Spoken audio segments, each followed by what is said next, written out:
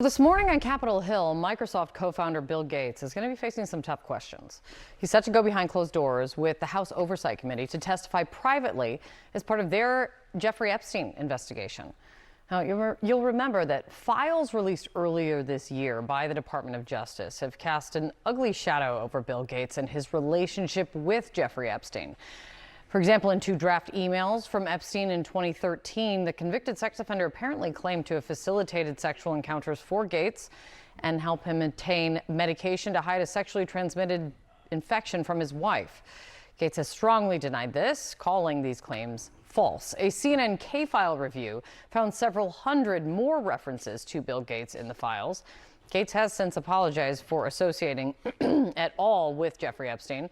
He's repeatedly denied any wrongdoing. Let's talk about what he's about to face, though. CNN's legal analyst, Joey Jackson, is here with more on this.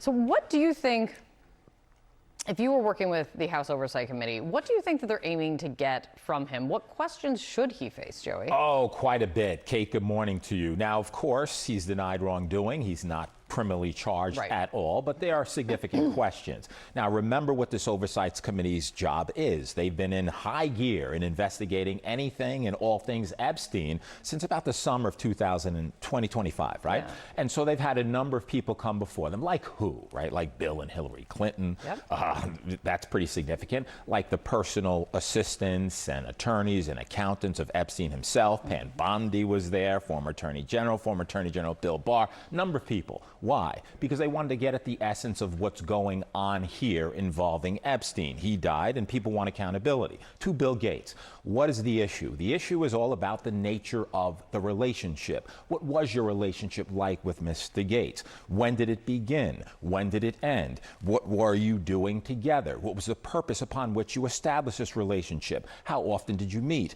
Were there lunches? Were there dinners? Were there breakfasts? What was the central focus of that? Now, Bill Gates is indicating that this was all about philanthropy. He's a person obviously known based on his wealth. He says he's going to give it away. He's very focused on health. He's focused on hunger. So I think they're going to examine the nature of that relationship to determine what he knew, if anything, and when he knew it, if anything there. So it would prove to be a session at which they will get out that intel based upon the questions they ask. There's an interesting element of this that the New York Times is reporting about, Joey, which is that the former chief investigations counsel for the House Oversight Committee has actually been helping Bill Gates prepare.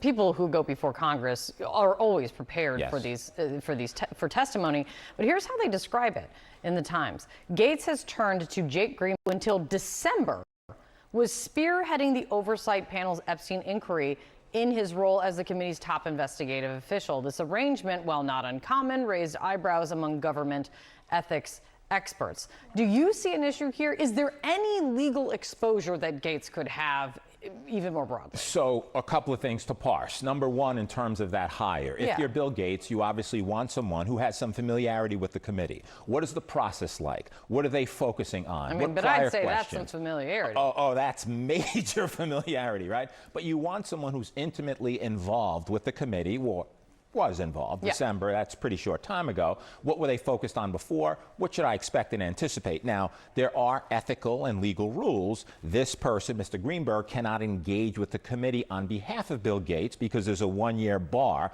when you're coming out of a committee going into private practice, but you certainly can advise. And I think that's what the expectation is, that he'll be advising. But, you know, look, in terms of legal exposure, remember this is a transcribed interview. It's not going to be out in the public. There's not going to be audio from what we understand. There's not going to be any video. We don't expect that there's going to be any Fifth Amendment, I plead the Fifth. I think they just want to know information, and I think that's what they'll get, but it doesn't appear that Bill Gates himself has legal exposure to this point. The questions continue. They continue asking questions. What justice looks like, again, for survivors remains elusive. Absolutely. It's good to see you, Joey. Thank you so much for coming in. Of course. John.